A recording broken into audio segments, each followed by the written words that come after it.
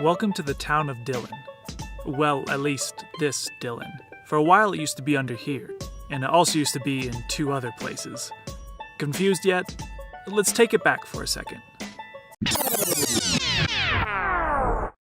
The town was first patented on July 26, 1881, and named after a president of the Union Pacific Railroad, Sidney Dillon. At the bottom of the appropriately named Lake Dillon, this sign greeted visitors to a beautiful valley where three rivers came together. In the best of times, Dillon had been a relatively lively town for several years. It had 4 saloons, a pool hall, 2 general stores, a drug store, barber shop, 2 cafes, 2 hotels, 3 cabin parks, a service station, a schoolhouse, and a church. Old Dillon also hosted the longest and highest ski jump in the United States for a while. Located just west of Dillon Dam and as the scene of a world's record ski jump set in 1919 by Norwegian Anders Hagen. But times were hard in Dillon's past days as an active trading post, logging center, and even a narrow-gauge rail hub were long gone. To top it all off, many people lived on the east side of the mountains, but most of the water flowed to the west.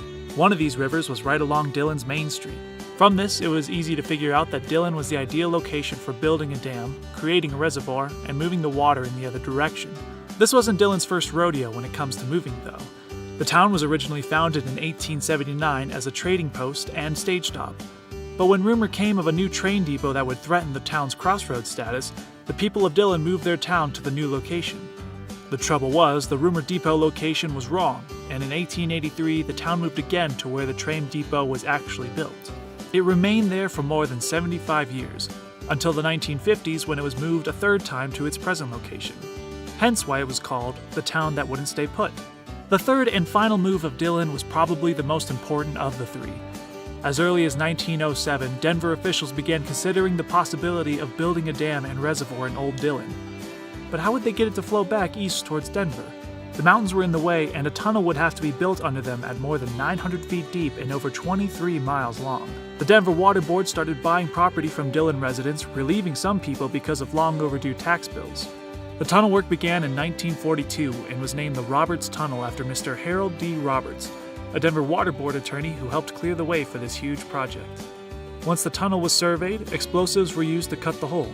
An engineer would mark the bore where the drillers would sink about 46 holes for the dynamite. Each blast would extend the tunnel from 5 to 10 feet. Huge fans would suck out the dust, then be reversed to blow fresh air into the bore where they would remove the muck pile or blasted debris. The tunnel project almost resembled a small town with work areas like a carpenter shop, complete with visiting family members.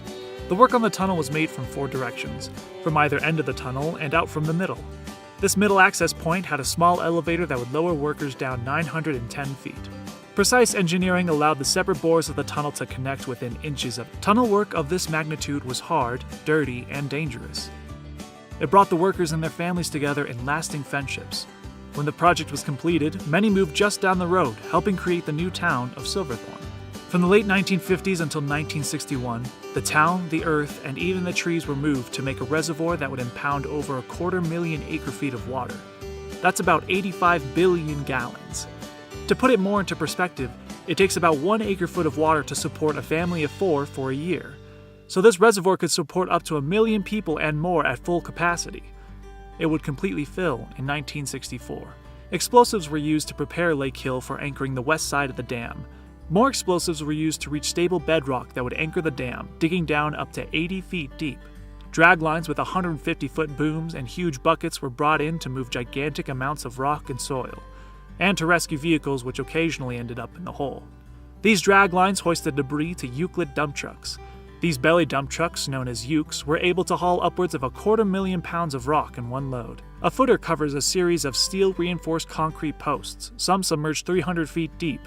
The cap was then covered with tons of clay, keeping water from seeping under the dam. The work on the tunnel and the dam was well underway in 1959, but not all of Dillon had finished moving yet. Home and business property owners were informed that they must sell and be out by April 1, 1961. While the last of the commercial buildings were being destroyed, some proprietors simply went elsewhere and reopened their businesses.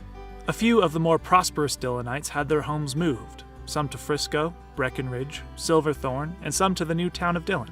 Ray Hill, a well-known cartographer and Dillonite, moved his house to Labonte Street, right next door to Old Dillon's church. The owner of this older ranch complex wanted his buildings relocated to New Dillon. The moving crew convinced them that the structures would never make it intact and to leave them to the firemen. Among the buildings moved were the historic 1883 schoolhouse, which had become the community church in 1910. There was some concern as to whether the structure could make the journey to its new home. The ladies of the church, more properly known as the Dillon Ladies' Aid, convinced the moving crew and the others that it simply had to be done. The church annex was detached to permit the transport of the main building. Lodgepole tree trunks were positioned throughout the interior to prop up the ceiling. The move was interrupted when the steeple couldn't pass beneath a power line. The first thought was to simply remove the steeple. That would not be simple at all. Instead, they decided to dig a ditch. The ditch allowed the church to continue on its journey, but it was too much of a slope for the moving truck to pull. The road grader that dug the trench helped tow the moving truck and the church to its new home. It's backed into its current location on Labonte Avenue in New Dillon and houses the Summit Historical Society. The town site of Old Dillon is beneath the lake. Everything was moved, including the cemetery, or burned. Dillon today is a dynamic year-round community on the defining landmark of Summit County, Lake Dillon.